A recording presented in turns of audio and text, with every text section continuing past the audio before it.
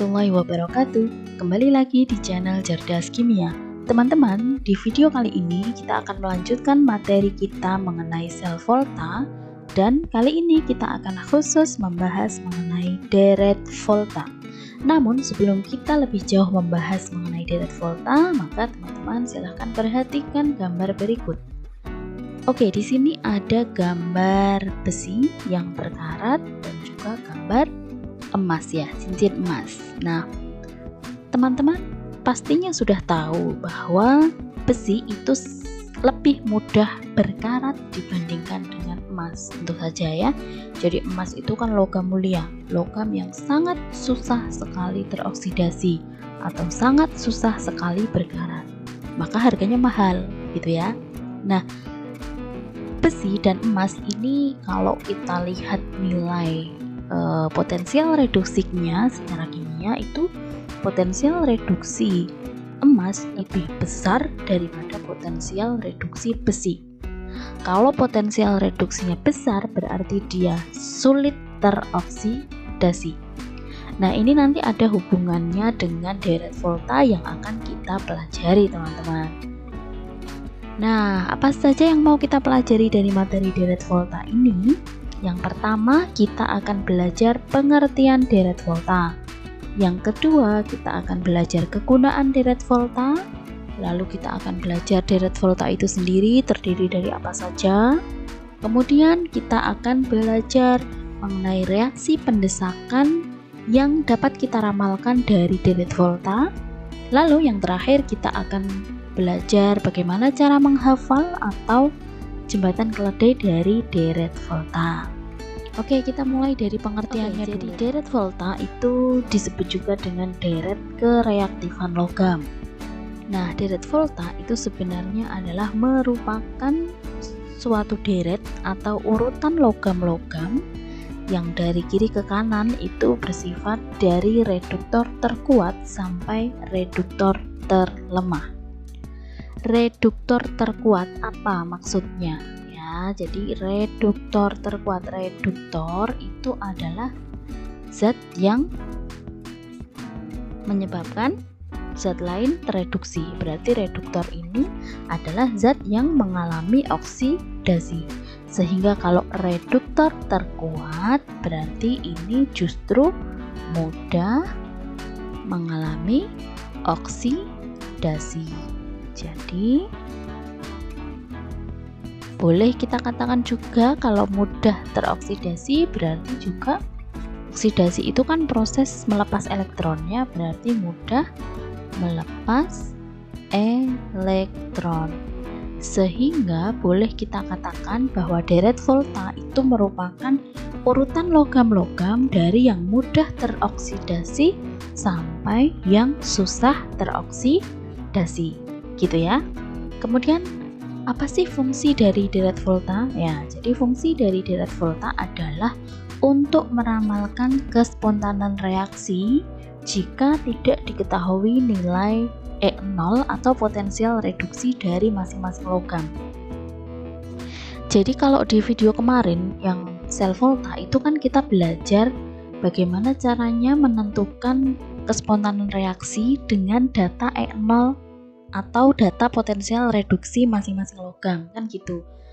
Nah, kalau data potensial reduksi masing-masing logam itu tidak diketahui, kita tetap bisa kok meramalkan kespontanan reaksi dengan cara dari deret volta, itu ya. Oke, kemudian deret volta itu adalah seperti ini. Jadi deret volta itu dari kiri ke kanan itu dimulai dari Li, K, Ba, Ca dan seterusnya. Jadi yang paling kiri ini adalah logam yang paling mudah teroksidasi. Jadi kalau kita buat skemanya itu semakin ke kiri, maka gimana? Semakin mudah mengalami oksidasi atau semakin mudah teroksidasi. Dengan kata lain, kalau makin mudah teroksidasi berarti E0-nya gimana? Makin kecil. Jadi kalau E0-nya kecil itu kan mudah teroksidasi ya. Kemarin kita sudah belajar ini. Atau kalau mudah teroksidasi berarti reduktor kuat ya. Berarti semakin ke kiri semakin mudah teroksidasi. Atau sifat reduktornya makin kuat. Nah, bagaimana kalau semakin ke kanan? Berarti kan kebalikannya ya. Kalau semakin ke kanan berarti ini semakin mudah tereduksi ya. Kalau semakin mudah tereduksi berarti nilai EN0 nya itu pasti semakin ke kanan makin besar ya. Lalu sifat reduktornya berarti semakin lemah. Reduktor ya, sifat reduktornya semakin lemah. Jadi ini yang harus teman-teman pahami dari deret volta itu ya. Jadi semakin ke kiri adalah semakin mudah teroksidasi, kalau semakin ke kanan berarti semakin mudah terreduksi. Nah, ini akan sangat penting sekali untuk meramalkan suatu reaksi pendesakan, teman-teman. Nah, tadi kan deret volta tadi kan digambarkan seperti ini ya. Kemudian hal yang penting adalah yang kiri atau logam yang kiri itu dapat mendesak yang kanan dalam bentuk ion.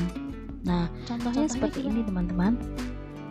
Kalau ditanya Mg itu logam Mg itu kalau direaksikan dengan larutan CuSO4 itu dia bereaksi atau tidak.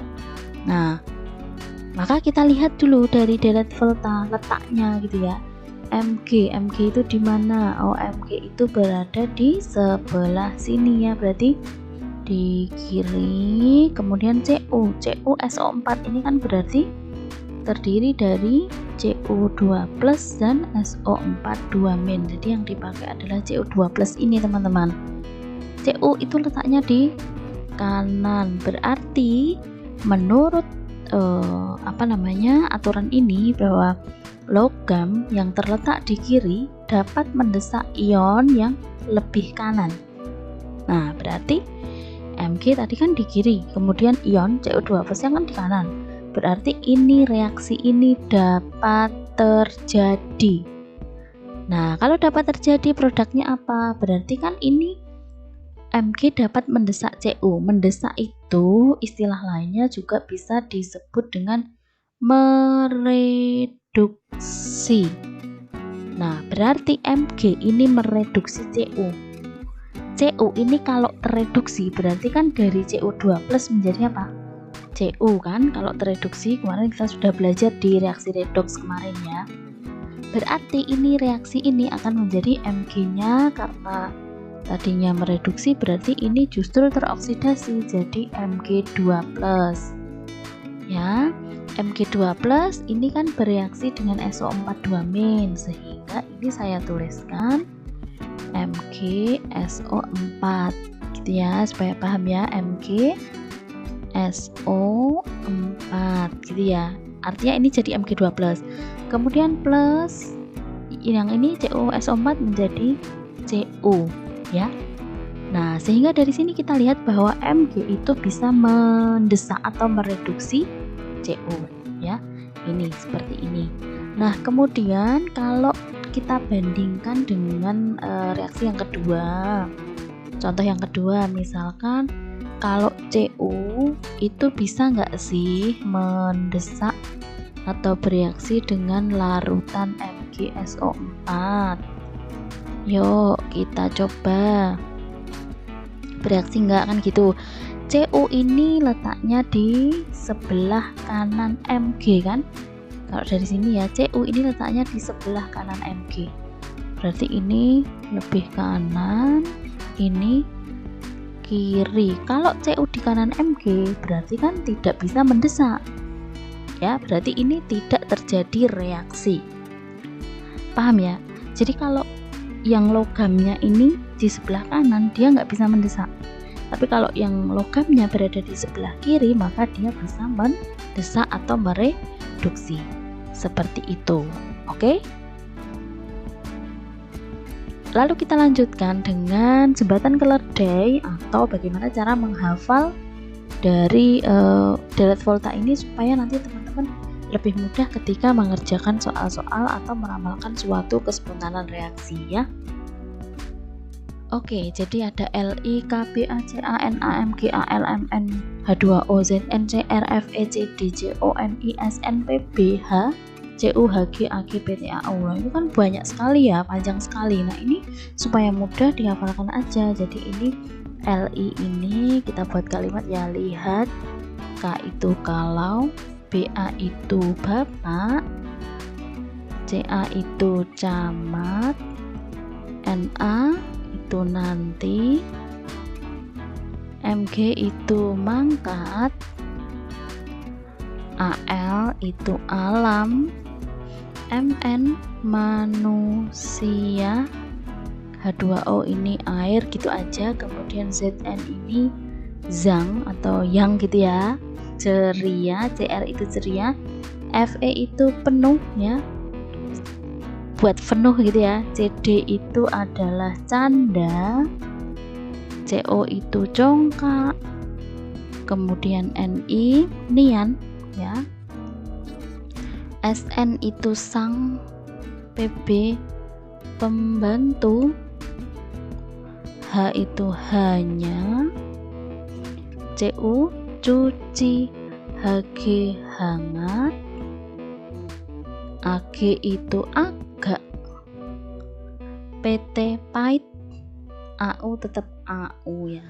Oke, kalau kita baca akan menjadi seperti ini teman-teman.